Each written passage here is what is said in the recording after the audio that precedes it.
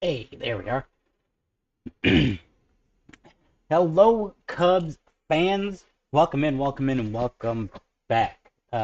Please, forgive me for the nasally sound allergies. Killing me today, man. Killing me.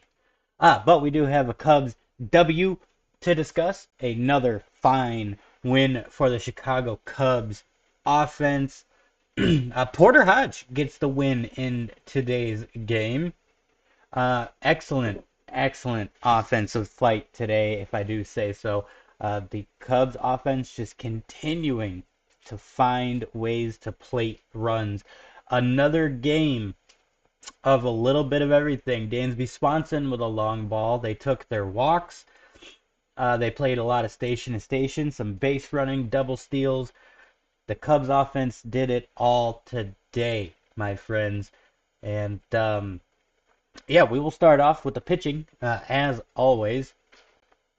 We have Jamison Tyone going 6 innings, allowing 5 hits, 3 earned runs, 1 walk, 6 strikeouts, gave up 1 home run. That brings his ERA to a 6.06 on the season. Merriweather got knocked around a little bit, 2/3 of an inning. He allowed 3 hits, 2 runs, 1 strikeout. That is a 4.15 ERA on the season. Porter Hodge, the man who gets the W today, an inning and a third, 2 hits. He allowed 1 run, 3 strikeouts. That puts him at a 2.57 ERA. And that was really unfortunate for him. Just that flare single. I think that Kyle Tucker needs to catch that ball, if I'm being honest with you. Um, but Porter Hodge just throwing gas nonetheless. And Presley, 2 hits, straight zeros. That brings his ERA to a 3.86, believe it or not. One of the better outings for Presley thus far. Good for him, honestly. Not a save situation, but it is good to see him have at least a decent outing there. Totals: 9 innings pitched, 12 hits, 6 runs, 1 walk, 10 strikeouts, 1 lone home run giving up by the Cubs pitchers. If we look at the batting side of things, Ian Happ 0 for 5. Bad day for him at the plate with a strikeout. That brings his average to 200. Suzuki had himself a day, man. He goes 3 for 4, plates a run, 2 RBIs, 1 walk, 1 strikeout. That's good to bring his average up to a 286. Suzuki starting to really hit his stride. Good night for Suzuki. Absolutely love it. Kyle Tucker, man, 2 for 4, plates 2 runs. He took a walk. His batting average is up to a 339, still holding an 1178 OPS. Fantastic stuff out of Kyle Tucker. As I said just a minute ago, talking about the pitching and Porter Hodge, Kyle Tucker needs to catch that ball near the line. I understand that you don't have a lot of experience at Wrigley Field, perhaps, and Wrigley Field really can uh, play some havoc the way that the walls get right up to that foul line. But I feel like if you're Kyle Tucker, you got to make that grab. But Justin Turner, he gets a huge hit. Uh, he goes 1 for 3 with a walk, bringing his average up just a little bit to 222. Birdie, 0 for 1. He plates a run, still staying steady at a 250 average. Dansby Swanson, this guy having a day for himself too. 2 hits, plates 2 runs, so he's 2 for 4. 4 RBIs with a home run on the day. No strikeouts today for Dansby Swanson. Good enough to bring his average up to a 226. Good to see Dansby Swanson finding his stride a little bit. That brings his OPS up to an 809, by the way. That is excellent stuff. Dansby Swanson had that home run to get the Cubs on the board early. Had a crucial two run uh, a 2 run bloop single into center field. Fantastic stuff for him. Nico Horner, broken bat single. He goes 1 for 4 today with 2 RBIs. Another crucial timing for that. He takes a walk, 1 strikeout, still staying at a 350 average with a 797 OPS. Uh, Pete Crow Armstrong, he had himself quite the night. 3 for 5, plates a run, 2 RBIs, 2 strikeouts, bringing his average up to a 222 with a 578 OPS. I think that if PCA can stack on just a couple of good games for himself, that will really help him start to come around. I've been saying that for the last couple of days. I still believe in that. I still believe in PCA. Just give him a good couple of games stacked on top of each other, and he'll really start putting on a show. Um, so Shaw, 0 for 2 today, but he did score a run. He took his walk, a 182 average. Michael Bush got hit by a pitch, then wound up staying in the game, so he officially does not have an at-bat as a pinch hitter. Kelly, 0 for 3 today, still staying strong at a 333 average with a 1262 OPS. That brings our totals up to 35 at-bats. They score 10 runs on 12 hits, 10 RBIs, 6 walks, and 5 strikeouts. This is the thing that I have been talking about pretty consistently on this show with you guys. The Cubs taking more walks than their strikeouts. This is a massive part of their offense right now, taking these walks. They are forcing the opposing defenders to make mistakes. They are forcing them to make throws that they probably wouldn't want to try to make. They are forcing the defense to make decisions that they don't want to make, but also keeping that strikeout number down.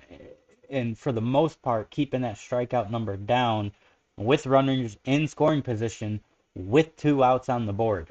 So the Cubs offense 100% different than what it was last year. 100% different than what it was last year, especially this time of year. Uh, Insanely different. So we will look at the scoring here. Uh, at the bottom of the second, Dansby Swanson homers, gets the Cubs on the board. It is 2-1 at this point in the bottom of the second. For Dansby Swanson to jump on that early, especially in the cold weather. Kyle Tucker got robbed of a home run yesterday. That home run from Dansby Swanson, he continues to just stay hot. Gets the Cubs on the board there in the second. Seiya Suzuki, in the same inning, Seiya Suzuki singles on a line drive. That drives in Pete Crow Armstrong and Matt Shaw.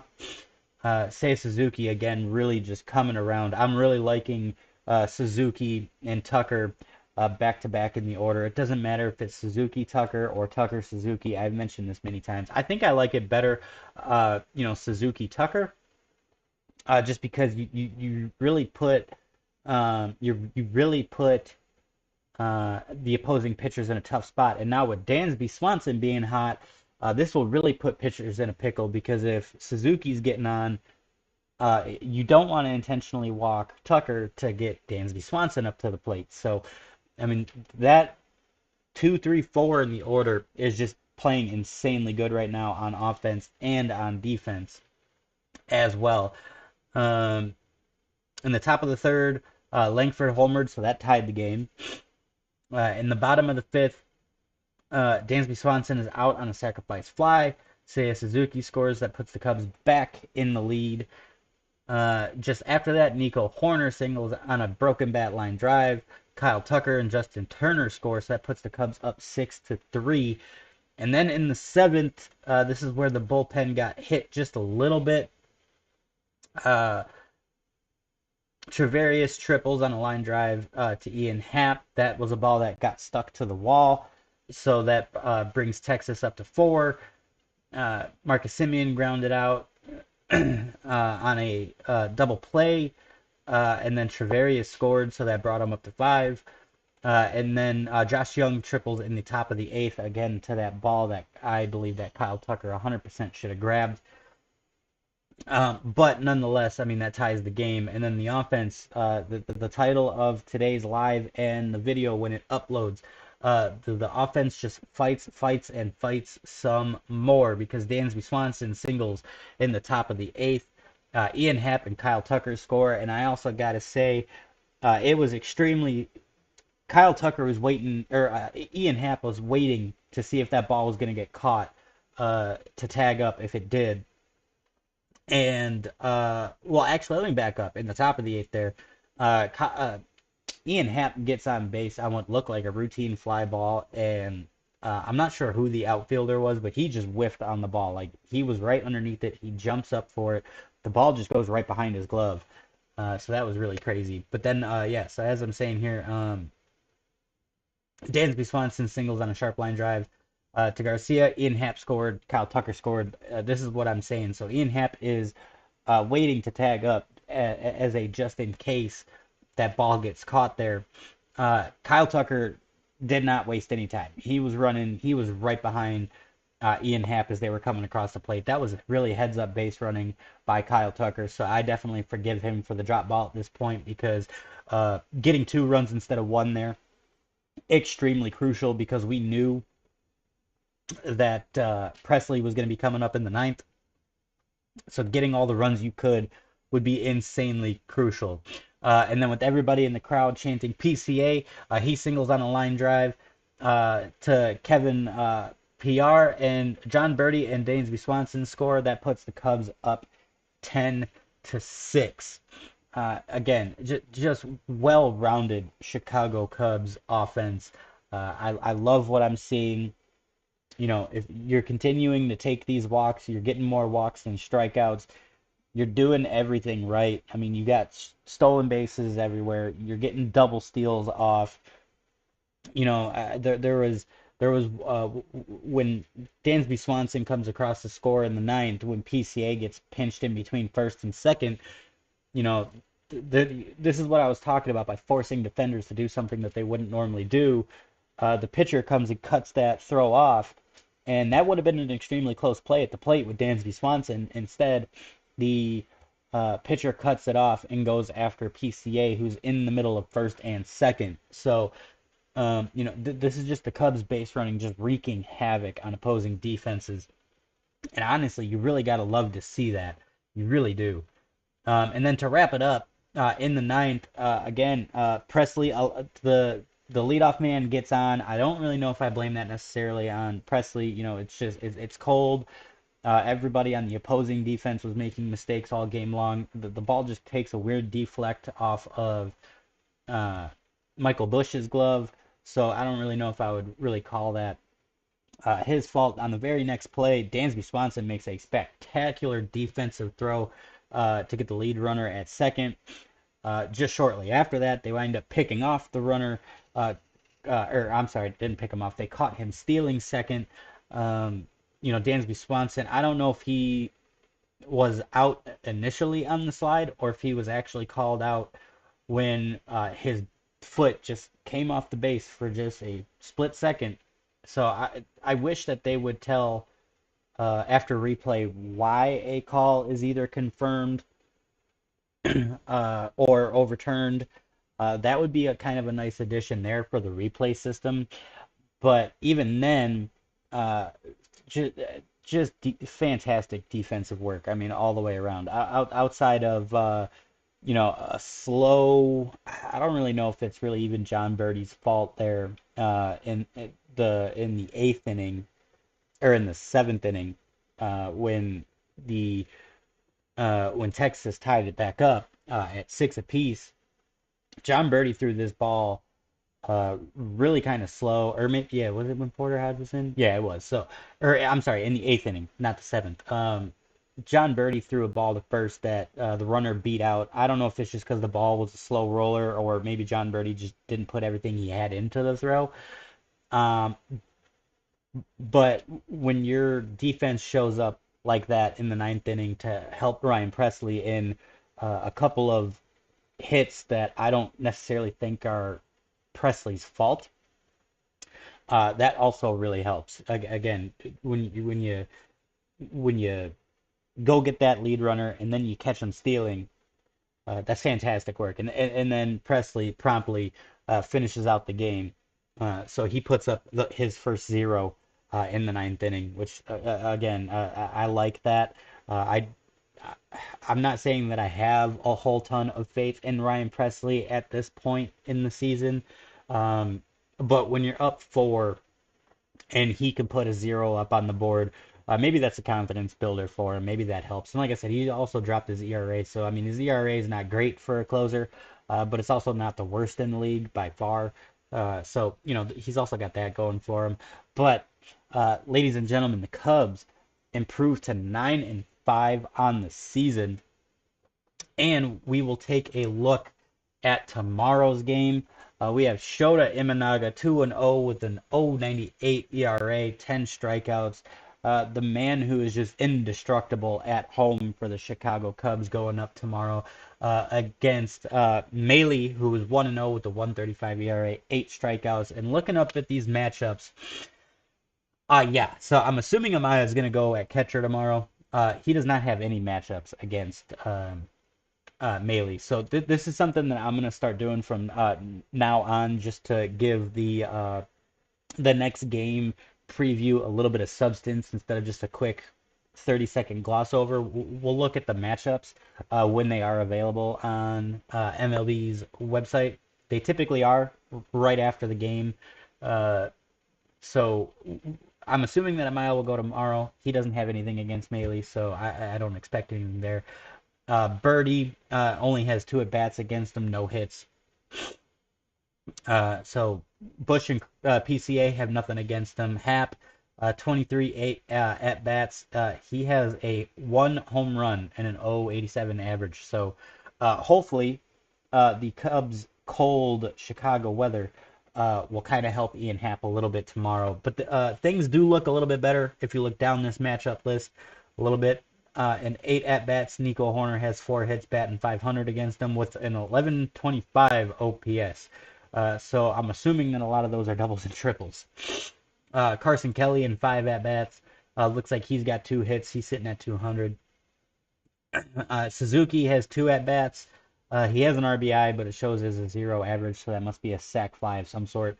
And then Dansby Swanson in 11 at bats, 273, 697 OPS against him.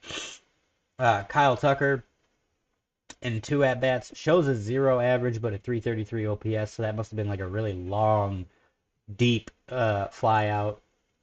And then Justin Turner in 5 at bats, batting 600. So, that's 3 hits against him, a 1600 OPS. So that also has to be doubles or triples. So I definitely like that matchup. When it comes to Texas, the only guy that has anything against him is Higgy. Man, I know how to pronounce this guy's name. I know I'm just going to trip over my tongue. Uh, but Higgy, he has 2 at bats, zeros against him. Everybody else in Texas has yet to see Shota Imanaga, so it doesn't really matter what lineup they roll out. I think tomorrow the Cubs are going to sweep this series behind Shota Imanaga. I'm going to pencil him in for 7 very strong innings, hopefully 8 if he is efficient, just to help that bullpen just a tick. Because with Hodge going an inning and a third, you probably don't have him for availability tomorrow. We know that Ray is not available, so you're a little limited in the bullpen there. Um, Other than that, we will catch you guys tomorrow after I get home from work for the post game show. Given that the game is at 1:20. It'll be on while I'm at work. I will catch it at work, and then we will get home and do our postcast then. But, ladies and gentlemen, you let me know what you think about the Cubs and their resilience and way to fight. 3 runs in the second, 3 runs in the fifth, 4 in the eighth. They kept tying us, and we kept beating them. The offense just keeps finding a way. Let me know your comments down below, ladies and gentlemen. And with that, we will catch you tomorrow. You guys have a fantastic rest of your evenings. Have a beautiful day tomorrow. We will catch you guys later.